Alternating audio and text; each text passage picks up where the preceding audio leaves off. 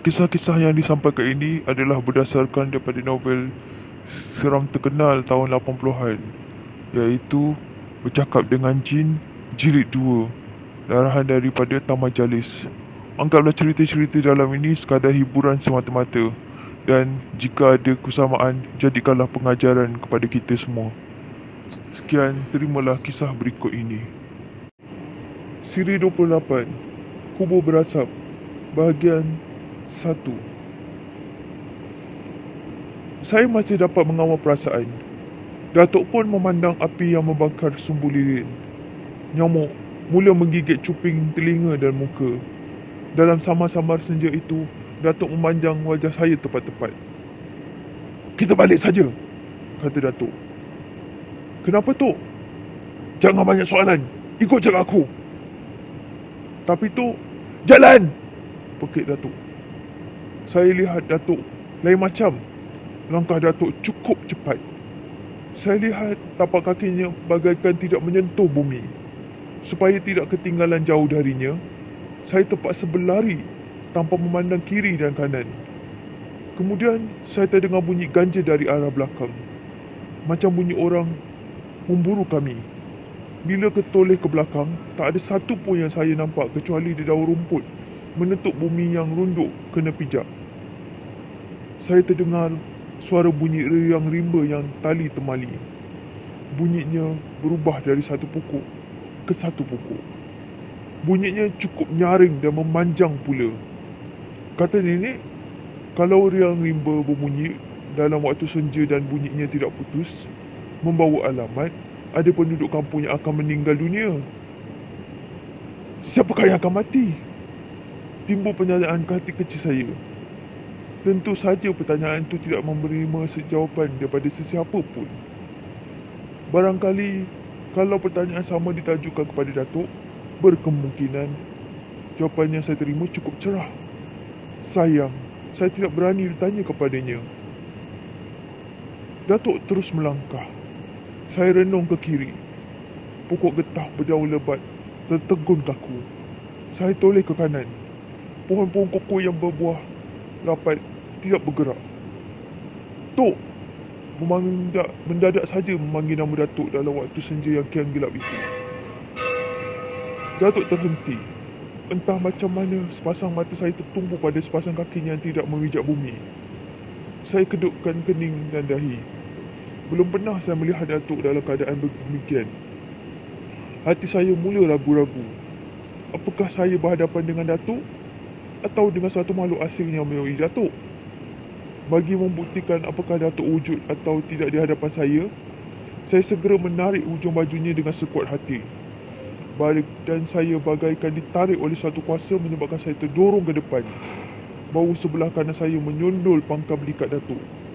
Kemudian, saya terasa satu hentakan yang amat kuat mengenai pangkal telinga kanan saya. Seluruh badan terasa lemah. Saya tidak mendengar apa-apa. Semuanya terasa sunyi dan sepi. Saya tidak tahu berapa lama saya berkeadaan demikian. Saya tersedar apabila badan saya digoyang oleh Datuk beberapa kali. Telinga saya diasak dengan bacaan ayat-ayat suci. Bila saya membuka mata, saya lihat Datuk tersenyum. Saya lihat Datuk "Aku faham." Datuk memotong cakap saya dan menyuruh saya bangun. Suasana sekeliling bertambah kelam. Bunyi suara burung kuak-kuik cukup jelas kedengaran. Kata orang tua-tua, burung itu berbunyi dari atas kepala harimau. Ada juga yang mengatakan burung itu menjadi kepala jalan kepada hantu dan syaitan. Sering berbunyi waktu senja begini dan tengah malam menjelang subuh. Saya tak boleh bangun. Kedua belah lutut terasa longgar. Tak mampu menahan badan saya agak gemuk ini. Bunyi suara burung kuang semakin dekat. Saya cemas dan saya faham kalau tidak kena caranya, saya dan Datuk akan menjadi korban harimau. "Kita dalam bahaya, Tok. Rumah Omari agak jauh, Tok." "Tak apa. Sepatutnya kau tak boleh menegur aku bila melihat aku dalam keadaan ganjil." "Kenapa Tok tak cakap tadi?" "Aku terlupa," kata Datuk dengan wajah yang kesal. Tanpa diminta, Datuk menerangkan kepada saya bahawa dia terpaksa berjalan di atas angin untuk menghindarkan sebarang kejadian buruk.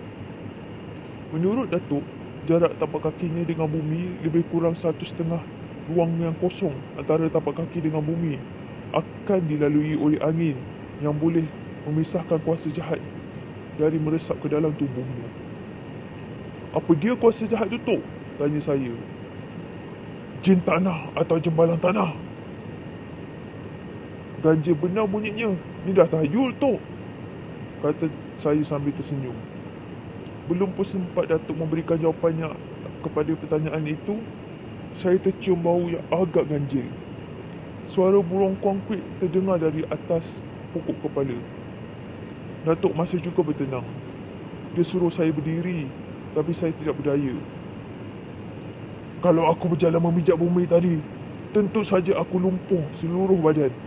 Tempat ni agak keras. Dengan mendadak saja Datuk memberitahu saya. Datuk juga menyatakan sekiranya saya tidak menarik bajunya, perkara itu tidak berlaku pada diri saya.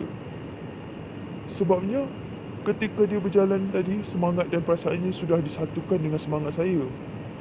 Datuk pun memicit buku lali kanan saya. Mulutnya terkomang-kamik membaca sesuatu. Hari bertambah gelap. Burung riang rimba tidak kedengaran lagi. Ternyata usaha yang Datuk lakukan tak dapat memberikan sebarang kejayaan. Saya tidak mampu berdiri dan rasa terpurung lutut sudah tidak wujud dari tempatnya. Kau tahu, Tamar, kenapa aku jalan atas angin? Tanya Datuk kepada saya. Tak tahu. Kau perlu belajar mengenai adat dan budaya kepercayaan nenek moyangmu yang tidak lari dari asas agama Islam. Jelas Datuk. Maksud tu, manusia tak dapat melarikan diri dari 4 unsur, iaitu tanah, air, api dan angin. Begitulah yang dikatakan oleh guruku. Sebab apa tu? Kalau tak ada benda-benda ni, manusia tidak akan dapat bergerak dalam alam ini. Maksud tu memang saya tak faham, kata saya. Mudah saja. Manusia berasal dari tanah, akan kembali ke tanah. Air pula mesti ada dalam tubuh manusia. Api yang bermaksud darah mesti ada dalam diri manusia. Begitu juga dengan angin. Jika tak ada angin, manusia tak boleh bernafas. Jelas Datuk. Saya terdiam dengan keterangan dari Datuk itu. Lalu dia menyatakan makhluk lain sama ada jin dan sebagainya juga bergantung pada perkara yang disebutkan itu. Pada zahirnya, kau nampak kaki kau tidak memijak bumi. Tapi dari segi kebatinan, aku tidak terpisah dengan bumi pun. Seluruh panca indera bertaut rapat dengannya. Kerana itu, aku tak boleh bergerak atau menggerakkan tubuhku. Bila bergerak, kuasa jahat akan meresap ke tubuhku. Datuk pun memberikan penjelasan. Saya mahu mengerti dan faham. Apa yang saya ragukan selama itu dengan sendirinya sudah terjawab. Datuk merenung wajah saya dengan tepat dan tajam sekali. Dari sinar matanya itu, Datuk seolah-olah berkata begini. Jangan kau tanya lagi, wahai cucuku Tamar, Jalis. Saya terkejut. Dari rimbunan pokok sebelah kiri, seekor harimau muncul. Misalnya bergerak-gerak dan dalam keadaan samar-samar senja itu, sinar matanya seakan-akan bercahaya. Kau datang, sayang, kata Datuk. Harimau bergerak untuk menghampiri Datuk. Dengan tenang, Datuk mengulurkan lengan tangan kanannya kepada harimau itu. Lidah harimau yang panjang dan merah itu menjilat kulit lengan kanan Datuk dan merebahkan bulu-bulu roma hitam yang lebat ke tangan Datuk yang kaya dengan urat. Datuk lalu memeluk leher harimau. Datuk meraba-raba bisa harimau dan harimau itu menguap panjang. Taringnya yang tajam berwarna putih jelas kelihatan. Kau tahu aku dalam kesusahan, kau datang, ya? Ujar Datuk lagi. Harimau itu terus merebahkan badannya ke atas bumi, menggerakkan ke kanan sambil menggerakkan ekornya dengan penuh manja. Datuk pun menggeruk mulut badan harimau itu berkali-kali. Cucu aku sakit, kau jilatlah tempurung lututnya. Sebaik saja Datuk selesai bercakap, harimau itu mula bangun. Harimau itu menggeliat dengan kedua belah kaki depannya mencengkam bumi. manakala kedua belah kaki belakangnya menendang bumi, menyebabkan bahagian belakang badannya meninggi dan bahagian kepalanya rendah separas bumi. Harimau itu mengaum kecil sambil membentukkan kedudukan badannya seperti asal. Kau harus membuat senaman macam harimau ini untuk menguatkan pinggang dan urat-urat kaki serta tangan serta belikat dari serang lumpuh. Jadikan amalan setiap pagi dan petang, kata Datuk pada saya sambil menyuruh saya melihat gerak-geri harimau tersebut. Dengan itu, harimau itu bagaikan mengerti dengan apa yang dikatakan Datuk pada saya, lalu mengulangi perbuatannya dengan sebanyak 3 kali berturut-turut. Dengan tenang, harimau itu membuka mulutnya luas-luas lalu menjulur lidahnya hingga ke pangkal leher. Dengan tenang juga harimau itu menghampiri saya, dan apa yang saya rasai ialah rasa geli dan sejuk di bahagian kepala lutut apabila harimau itu menjilat kulit badan saya dari kepala lutut hingga ke buku lali. Sesekali saya terasa gigi harimau yang tajam itu berlari-lari lembut atas tempurung lutut. Saya kira lebih kurang 3 minit harimau itu menjilat dari tempurung kepala lutut saya hingga ke buku lali. Harimau itu terus mengaum panjang dan menghilangkan diri dalam sekelip mata. Burung kuangkuit berbunyi kembali. Datuk menyuruh saya bangun. Memang menakjubkan. Saya dapat berdiri dengan cukup baik sekali. Saya boleh melangkah dengan penuh tenaga dan kekuatan. Bagaimana? Kau kuat sekarang? Tanya Datuk. Ya, Tok, saya kuat.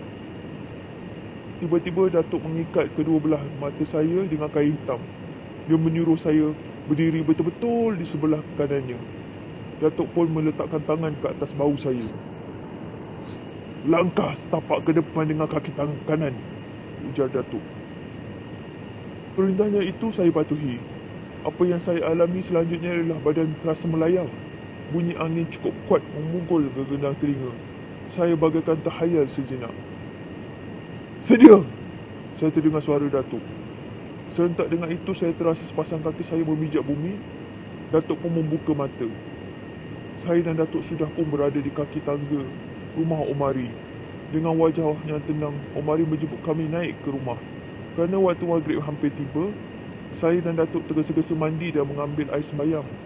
Datuk dan Omari berbual-bual di ruang tengah sementara menanti waktu isyak.